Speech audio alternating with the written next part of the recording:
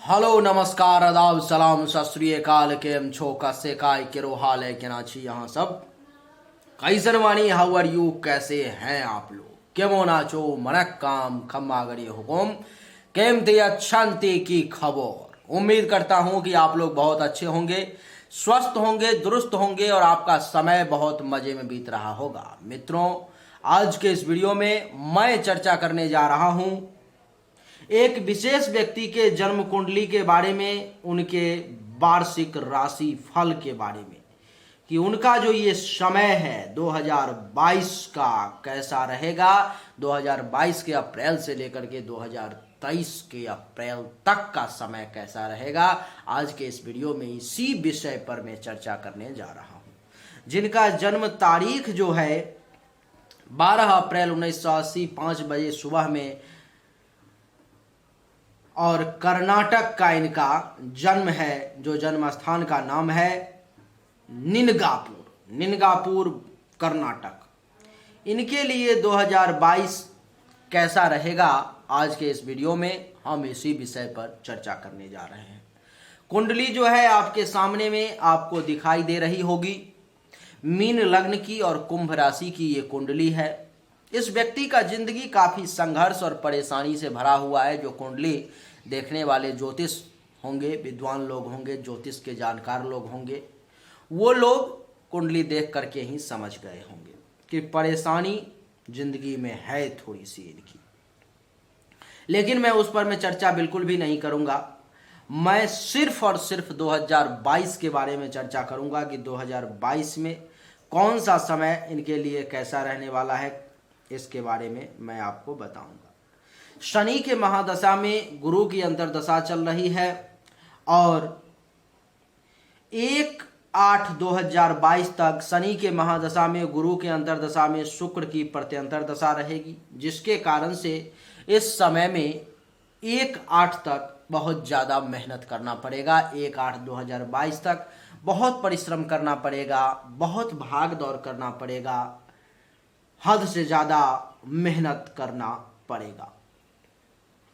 छोटे भाई बहन जूनियर्स के साथ जो है संबंध भी खूब मनोनुकूल बहुत अच्छा नहीं रहेगा। अगर आपसे कोई छोटा भाई अथवा बहन होंगी तो उनके साथ भी कुछ टेंशन तनाव का सामना आपको हल्का फल्का ही सही लेकिन करना पड़ सकता है।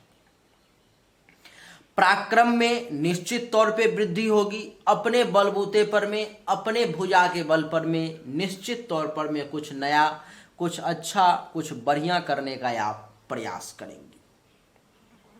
धैर्य आपका थोड़ा सा कमजोर पड़ेगा, फिर शुक्र के कारण मजबूत की ओर बढ़ेगा, फिर कमजोर पड़ेगा, फिर मजबूत होगा।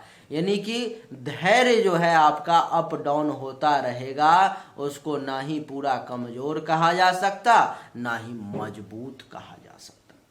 माता के लिए भी ये समय निश्चित तौर पे बढ़िया नहीं है, विपरीत रहेगा, अथवा माता तुल्य महिलाओं के लिए भी अच्छा नहीं है, आपसे जिनका विशेष संबंध होगा। छुपा हुआ दुश्मन अगस्त तक आपको कुछ परेशान करने का विशेष प्रयास करेगा।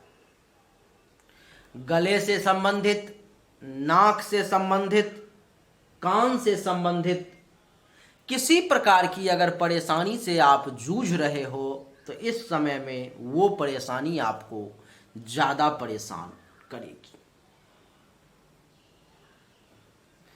शुक्र की यहां से 7वीं दृष्टि नवम भाव पे पड़ेगा, जिसके कारण से भाग्य का कुछ सपोर्ट मिलेगा। मार्च के बाद और अगस्त से पहले की बात कर रहा हूं। धर्म का कुछ पालन करेंगे, तीर्थ यात्रा करने का भी कुछ सौभाग्य प्राप्त होगा, धार्मिक कार्य भी करने का मौका मिलेगा। यश में वृद्धि होगी।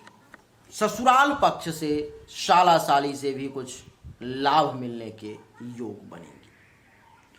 संत महात्मा, ऋषि मुनि, ब्राह्मण आचार्य, इन सब का भी आशीर्वाद आपको प्राप्त होगा। शिक्षा का भी प्रयोग करके कुछ लाभ ले पाने की कोशिश करेंगे। गुरु, आचार्य, ब्राह्मण, इन सब का भी आप आशीर्वाद ले पाएंगे। शुक्र जो है आपके कुंडली में तीसरे भाव के साथ साथ अष्टम भाव का भी मालिक है, तो अनुभव करेंगे कि आपका काम जो है अष्टम भाव के मालिक होने के कारण बनता बनता बिगड़ भी जा रहा है। अगर आप इस समय में विदेश में होंगे तो आपके लिए अपार धन दौलत का योग बन रहा है, बहुत ज़्यादा। लेकिन आप अगर हिंदुस्तान में भी होंगे, उसमें भी खास करके कर्नाटक में ही होंगे, तब आपके लिए जो है ये समय बहुत अच्छा नहीं रहेगा, विशेष परेशानी वाला समय साबित होगा। आपको मैं बता दूं कि 1/8/2022 से 17/9/2022 तक शनि के महादशा में, गुरु के अंतरदशा में सूर्य की प्रत्यंतर दशा रहेगी। सूर्य आपके कुंडली के प्रथम भाव में आपके मस्तक पर में विराजमान रहेंगे।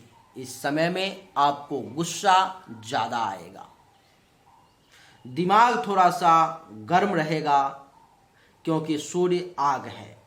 शरीर में बल का निश्चित तौर पे आभास होगा, लेकिन उस बल का सही प्रयोग कर पाना आपके लिए संभव नहीं हो पाएगा। मेंटली तौर पर में कुछ परेशानी का भी आपको सामना करना पड़ेगा। विनम्रता की कमी आप में देखने को मिलेगी। दाम्पत्य जीवन में भी कुछ परेशानी आपको परेशान कर सकती है। काम और वासना की अधिकता रहेगी। वैवाहिक जीवन में परेशानी का योग रहेगा। दैनिक रोजगार व्यवसाय भी बहुत अच्छा नहीं चलेगा। दुश्मन आपसे टकराने की कोशिश करेंगे, और सूर्य देव क्योंकि छठे भाव के मालिक हैं तो चिंतित भी रहेंगे, चिंता में भी समय बीतेगा। कुछ हेल्थ वाइज इशू का सामना भी करना पड़ेगा, पेट से संबंधित परेशानी, कर्ज केस मुकदमा का भी योग रहेगा, इसलिए सावधान। अपयश कलंक लगने का भी ये समय रहेगा, इसलिए सावधान। इसके बाद जो है सो सूर्य देवता का समय 17/9/2022 को खत्म होगा, और 2 दिसंबर 2022 तक फिर चंद्रमा का समय आ जाएगा। शनि के महादशा में, गुरु के अंतरदशा में चंद्रमा की प्रत्यंतर दशा 17/9/2022 से 2/12/2022 तक चंद्रमा की प्रत्यंतर दशा आ जाएगी। चंद्रमा आपके कुंडली के पंचम भाव के मालिक होकर के द्वादश भाव में बैठे हैं, तो खर्चा ज़्यादा होगा। इस समय में धन हानि का योग बनेगा। अस्पताल का खर्चा भी कुछ एक्टिवेट होगा।